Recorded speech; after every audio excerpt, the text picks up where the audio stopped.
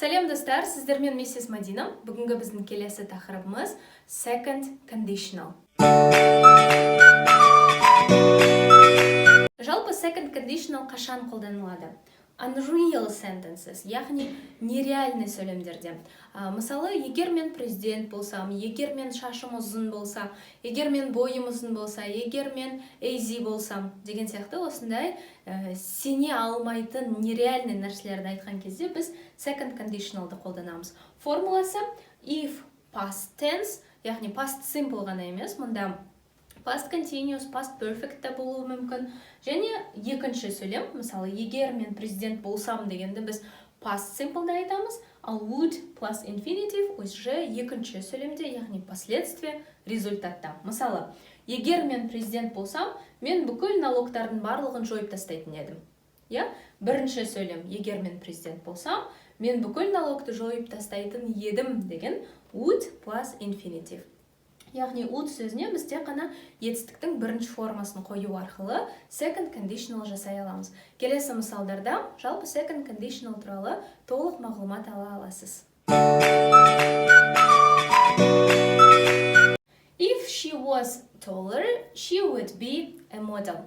Егер оның бойы ұзынырақ болса, онда ол модель болатын еді. Жалпы қызылмен жазылған сөздерге ерекше мән берулеріңізді сұраймын, себебі second conditional дәл осылай жасалынады. Яғни was дегеніміз, мынау be деген етістіктің екінші формасы, past simple'да біз етістіктің екінші формасын қолданамыз. Яғни ол was болып өзгереді, ал екінші сөйлемде, яғни результат айтқан кезде would-қа біз тек қана етістіктің бірінші формасын қосып жібереміз. Сонда сөйлем if she was taller, she would be a model. Жалпы second conditional осындай армандайтын, қиялдайтын сөйлемдерді айтқан кезде қолданылады. Келесі сөйлем if I won $1 million, I would stop working. Егер мен $1 000 000 ұтып алатын болсам, онда мен жұмыс істеуді тоқтатамын. Won дегеніміз win деген сөздің екінші формасы. Келесі сөйлем they would be happy if they had children. Басқа сөйлемдерге қарағанда үшінші сөйлем кішкене ерекше жасалынып тұр, Қалай ойлайсыздар, не үшін? Біз екі сөйлемнің орнын ауыстырып жібердік. Тек қана сөйлем if пен ғана басталмайды, if екінші сөйлемде де болуы мүмкін. Яғни бірінші біз результат айтыпты, second conditionalды жасай аламыз. They would be happy. Олар бақытты болатын еді, егер олардың балалары болса. Have дегеніміз, had деген екінші формасын біз осы екінші сөйлемде қолдандық, яғни past simple'де.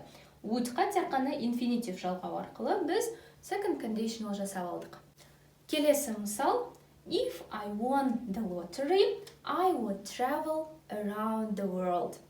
Егер мен лотерея ұтып алатын болсам, онда мен бүкіл әлемді аралап, саяхаттап шығатын едім. Келесі сөйлем, if they lived here, we would see them all the time. Егер олар осы жерде тұратын болса, онда біз оларды үнемі көріп тұратын едік.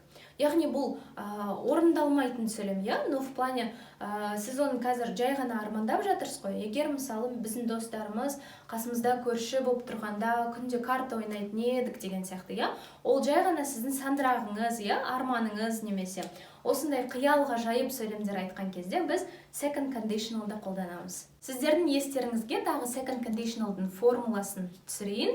If, past tense және would plus infinitive.